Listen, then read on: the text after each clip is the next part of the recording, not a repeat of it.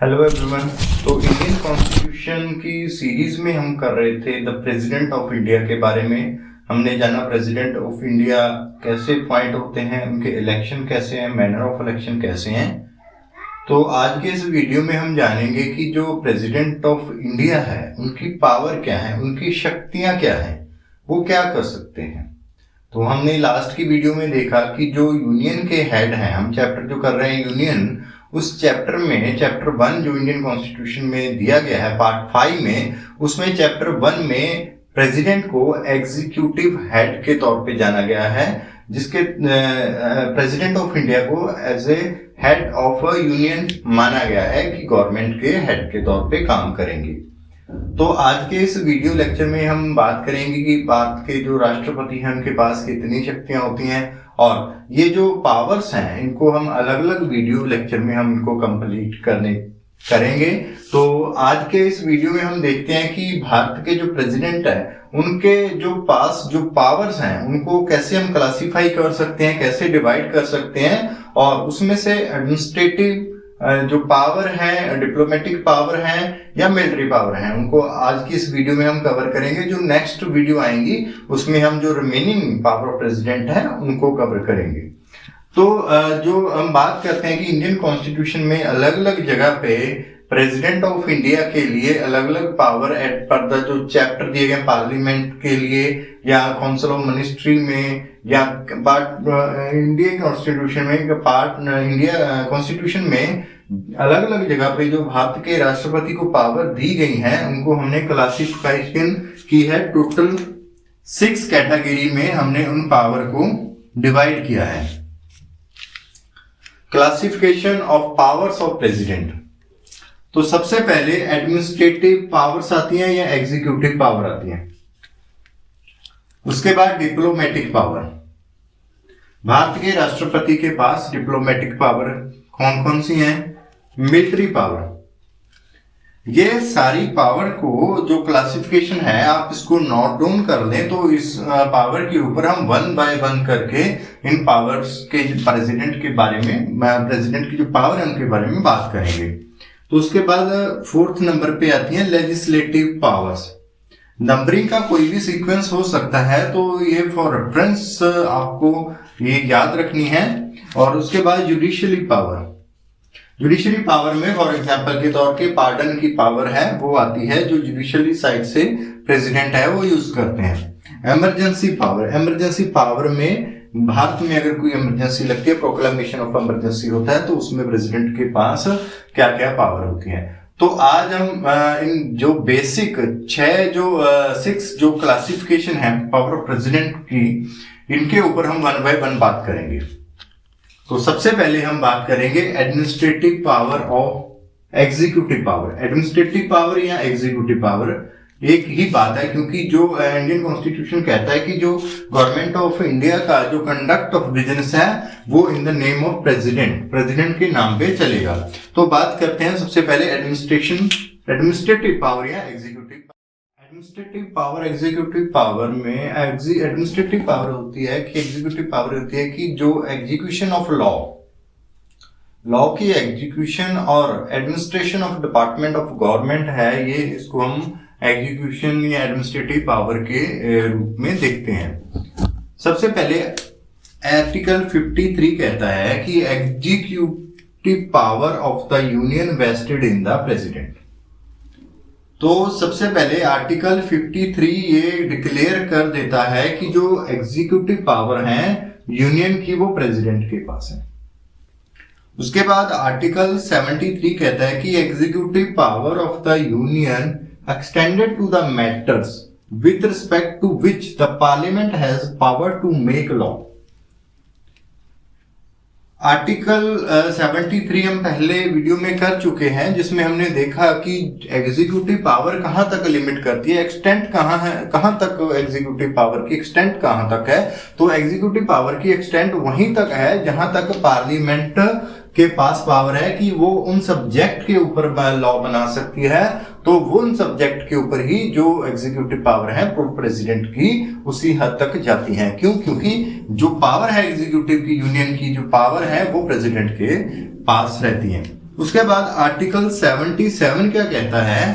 Article 77 कहता है कि जो एग्जीक्यूटिव फंक्शन होंगे, जो भी गवर्नमेंट के एग्जीक्यूटिव फंक्शन होंगे वो एग्जीक्यूटेड होंगे किसके नाम पे? प्रेसिडेंट के नाम पे एग्जीक्यूट होंगे। जो भी ट्रीटी, इंटरनेशनल ट्रीटी लगा लो आप या कुछ, तो वो सारे एग्जीक्यूटिव फंक्शन या अपॉइंटमेंट है वो सारे प्रेसिडेंट के नाम पे होंगे। किस मैनर में वो ऑथेंटिकेट होंगे, किस तरीके से उसको रेक्टिफाई किया जाएगा या ऑथेंटिकेट किया जाएगा, वो मैनर है वो रूल के द्वारा बताए जाएंगे। तो ये आर्टिकल 53, 73 और 77, तो ये एग्जीक्यूटिव पावर कहां तक जाएंगी, किसके पास एग्जीक्यूटिव पावर है, और जो प्रेसिडेंट के नाम पे जो काम होंगे, फंक्शन होंगे, उसको किस मैनर में ऑथेंटिकेट किया जाएगा। तो ये एडमिनिस्ट्रेटिव पावर या एग्जीक्यूटिव पावर में बात करते हैं। तो बेसिकली एग्जीक्यूटिव पावर या एडमिनिस्ट्रेटिव पावर में प्रेसिडेंट के पास अपॉइंटमेंट और रिमूवल, जो हाई लेवल के ऑफिशियल हैं, प्राइम मिनिस्टर है, मिनिस्टर, काउंसिल ऑफ मिनिस्टर है, अटॉर्नी जनरल ऑफ इंडिया है, उनके जो अपॉइंटमेंट के पावर हैं वो एडमिनिस्ट्रेटिव पावर में, एग्जीक्यूटिव पावर में आते हैं। तो मैं जो अपॉइंटमेंट पावर प्रेसिडेंट के पास है, उस अपॉइंटमेंट के थ्रू ये लिस्ट, कंप्रीहेंसिव लिस्ट मैंने लिख दी है, तो आप इस लिस्ट को नोट कर सकते हैं। Prime minister and other minister office council की अपॉइंटमेंट की पावर प्रेसिडेंट के पास है।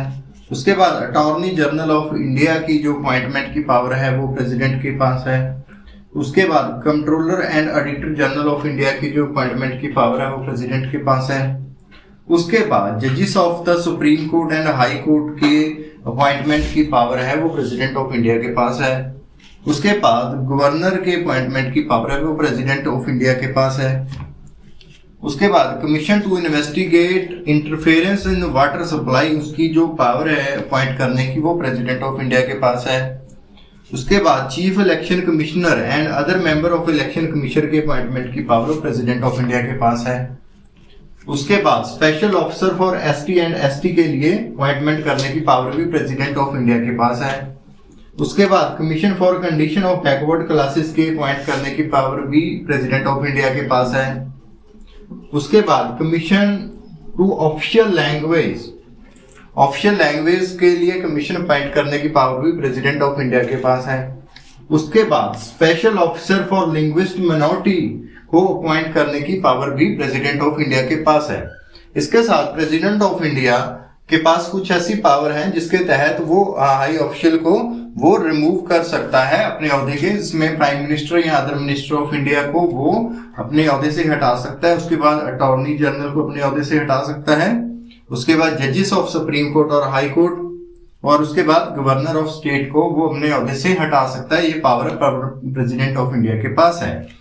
इनके अलावा जो पब्लिक सर्विस कमीशन के चेयरमैन होते हैं, उनको यूनियन पब्लिक सर्विस कमीशन का चेयरमैन है, उनको हटाने की पावर भी प्रेसिडेंट ऑफ इंडिया के पास है। तो ये इन पावर, एग्जीक्यूटिव पावर के तहत जो प्राइम मिनिस्टर प्रेसिडेंट के पास जो पावर है वो अपॉइंटमेंट और रिमूवल की पावर है। अब डिप्लोमेटिक पावर के बारे में हम बात करेंगे। प्रेसिडेंट के पास जो डिप्लोमेटिक पावर है, इंडिया को रिप्रेजेंट करना इंटरनेशनल लेवल में, ये पावर प्रेसिडेंट के पास है। जो इंटरनेशनल रिप्रेजेंटेशन होगी इंटरनेशनल अफेयर में, वो इंटरनेशनल अफेयर में जो रिप्रेजेंटेशन होगी वो प्रेसिडेंट ऑफ इंडिया की तरफ से होगी। और उसके बाद अपॉइंटमेंट करना रिप्रेजेंटेटिव की अदर कंट्री में, उनको भेजना, अपने इंडियन रिप्रेजेंटेटिव को अदर कंट्री में भेजना, उनकी अपॉइंटमेंट की पावर है वो प्रेसिडेंट ऑफ इंडिया के पास है। डिप्लोमेटिक पावर क्या होती है? डिप्लोमेटिक पावर एक ऐसी जिसमें हम इंटरनेशनल अफेयर्स अपने मेंटेन करते हैं, दूसरी कंट्री के साथ अपने रिलेशन है उनको हम मेंटेन करते हैं, तो वो डिप्लोमेटिक पावर में आता है। तो ये सारे जो इंटरनेशनल अफेयर्स हैं, ट्रीटीज हैं, एग्रीमेंट्स हैं, ये प्रेसिडेंट के पावर में आती हैं। तो उसके बाद मिलिट्री पावर की बात करते हैं कि इंडियन प्रेसिडेंट के पास मिलिट्री को लेके क्या पावर है। तो सबसे पहले जो आर्टिकल 53 क्लॉज 2 डिक्लेयर करती है कि डिफेंस फोर्सेस का सुप्रीम कमांडर कौन होगा, वो प्रेसिडेंट ऑफ इंडिया होगा। तो उसके बाद प्रेसिडेंट ऑफ इंडिया होगा, बट उसके साथ साथ जो भी लॉ एंड रेगुलेशन होंगे वो पार्लियामेंट के द्वारा तय किए जाएंगे। एब्सोल्यूट जो कमांड है वो नहीं होगी, जो रूल्स एंड रेगुलेशन पार्लियामेंट के द्वारा बनाए गए होंगे वो सारे फॉलो करने होंगे। तो उसके साथ ही वार की डिक्लेरेशन, पीस की डिक्लेरेशन और डिप्लॉयमेंट ऑफ आर्मड फोर्सेस, कहीं पे आर्मी लगानी है या किसी कंट्री के साथ वार हो रही है, वार को डिक्लेयर करना, शांति डिक्लेयर करना, तो वो सारा कुछ प्रेसिडेंट की पावर में आता है।